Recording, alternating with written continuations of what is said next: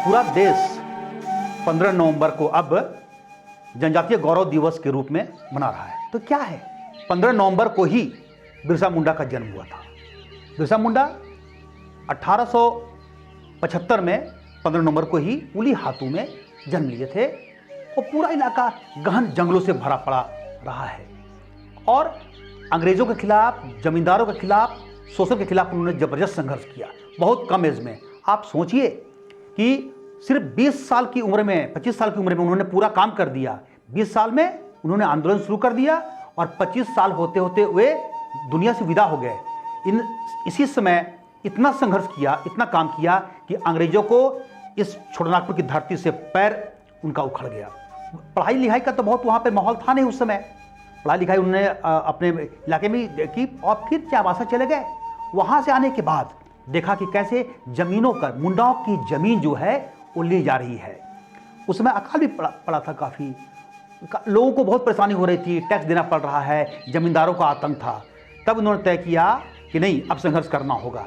सरदारी लड़ाई खत्म होने को थी तो उसकी भी जो टीम थी वो शामिल हो गई और बिरसा मुंडा ने मुंडाओं को एकजुट किया और पूरे इलाके में और पूरा बेल्ट में उनके सहयोगी भरे पड़े थे। एक तरीके से शुरू में उनका अध्यात्म की ओर झुका हुआ और ऐसा हुआ कि लोग उनकी बात को सुनने लगे, बाकी गवर्नमेंट की बात को सुनते नहीं थे।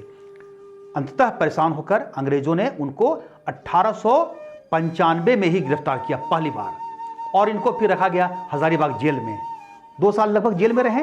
वहां से फिर उनको रिहा किया गया और आए और फिर उन्होंने मुंडा को एकजुट किया और इस बार बड़ा आंदोलन छेड़ा जिसको उलगुलान कहते हैं।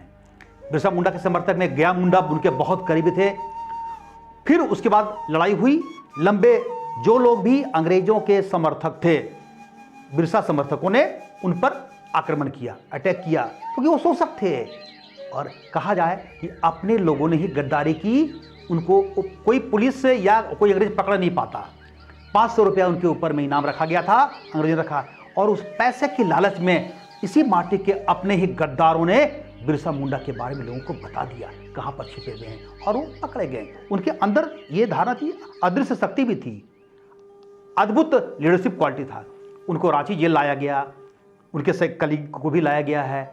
उसके बाद इस बीच में एक डुम्बारी में संघर्ष हुआ था जिसका जिक्र हम कभी बाद में करेंगे। अंततः उनको एक तरीके से रांची जेल, जो बिरसा मुंडा कारागार है पुराना वाला जो है, उसमें उनकी मौत हो गई। सच ये है कि वो मौत स्वाभाविक नहीं थी। अंग्रेजों ने एक तरीके से उनको जहर देकर मारा था, लेकिन दस्तावेज उसके प्रमाणिक मिल नहीं पाए, उसको लिपापोती हो गया और उनको फिर इसी रांची के कोकर के पास जो समाधि स्थल बना हुआ है वहीं पर उनको दफनाया गया है। बिरसा मुंडा की शहादत का ही रिजल्ट है कि अंग्रेजों के पांव उखड़े और फिर आप देखेंगे कि छोटानागपुर टेनेंसी एक्ट बनाना पड़ा सरकार को। तो ये बहुत बड़ी उपलब्धि है। बिरसा ने जो संघर्ष किया, आदिवासियों को जो एकजुट किया, उसको आज पूरा देश सराहता है।